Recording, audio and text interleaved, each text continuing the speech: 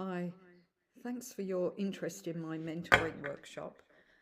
I realised many years ago now that working in any environment in a leadership position required me to develop my communication and mentoring skills.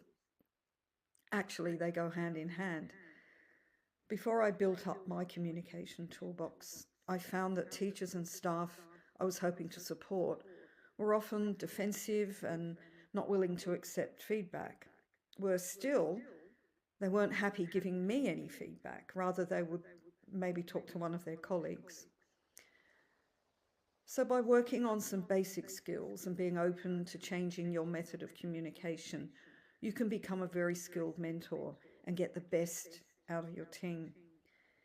In my workshop, we'll look at the importance of mentoring in our schools and centres, best practice methods to assist staff to actually help themselves, goal setting, boundaries, accepting differences, and being mentee-focused.